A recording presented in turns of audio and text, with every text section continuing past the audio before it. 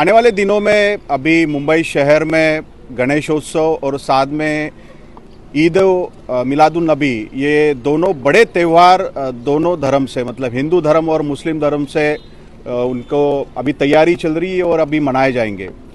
इस सिलसिले में सबसे पहली अच्छी पहल ये हुई है कि एक ही दिन 28 तारीख को विसर्जन भी था और उसी दिन वहाँ पे ईद का त्यौहार भी आने वाला था, तो उसका भी जुलूस निकलने वाला था।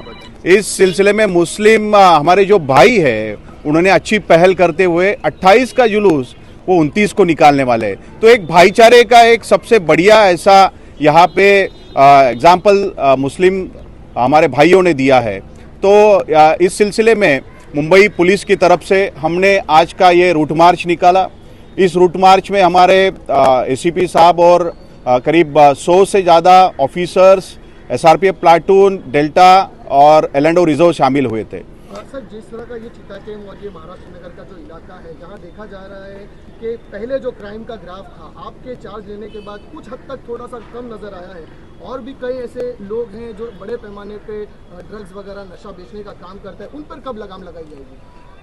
देखिए, इस साल में अगर हम देखें तो इस साल में अब तक 126 क्रिमिनल्स को डीसीपी जोन 6 की तरफ से तड़ीपार किया गया है। मौका के हमने 3 मामले दर्ज करवा के इन्वेस्टिगेट किए हैं।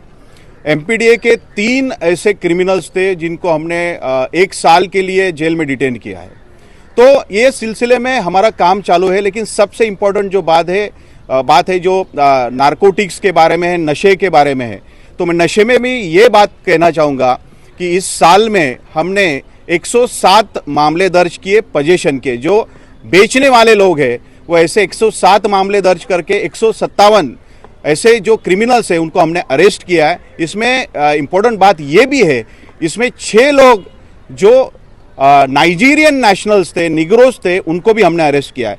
तो जो चेन हमको मिल रही है वो चेन पे हम काम कर रहे हैं। ट्रॉम्बे पुलिस स्टेशन का हमने अगर एरिया देखा तो इस एरिया से भी हमने 9 मामले दर्ज किए, 11 लोगों को इसमें हमने डिटेन किया, और अगर उसकी कीमत देखें तो करीब 27 लाख का ये जो नारकोटिक सामान है वो हमने ट्रॉम्बे पुलिस स्टेशन से जमा किया।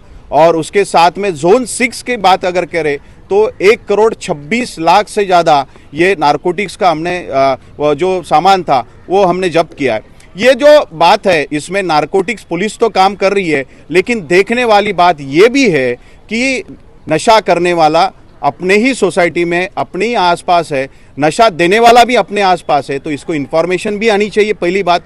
दूसरी बात, इस सिलसिले में जो घर के बड़े बुजुर्ग हैं, दोस्त है, समाज के अच्छे लोग हैं, उन्होंने भी इसमें ध्यान देने की ज़रूरत है, क्योंकि नशा करने वाला अपने साथ में ही घूम रहा है, वहीं पे दिख रहा है, तो उनसे भी पहल होने की ज़रूरत है।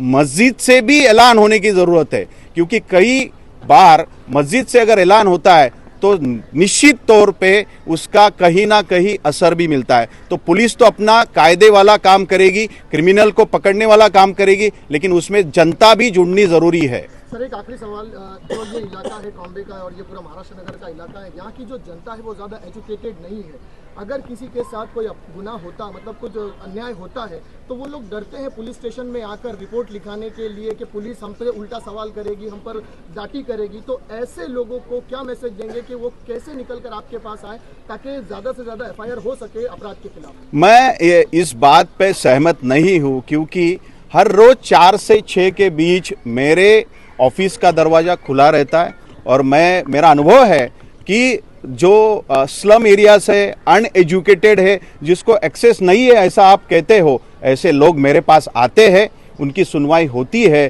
और उसके ऊपर हमारे एसीपी साहब और हमारे जो इंचार्ज साहब है वो भी काम करते हैं। तो डीसीपी ऑफिस है, एसीपी ऑफिस है, पुलिस स्टेशन है। पुलिस सामान्य लोगों के लिए है, थी और रहेगी। इस सिलसिले में एक और बात मैं आपको कहना चाहूँगा, इन 10 दिनों में हम चौकन्ना है, हमने करीब जोन से 900 लोगों की ऐसी क्रिमिनल्स की यहाँ जो लिस्ट है वो लिस्ट भी निकाली है। इनको हम मुंबई एरिया से बाहर निकालेंगे कोर्ट के आदेश से।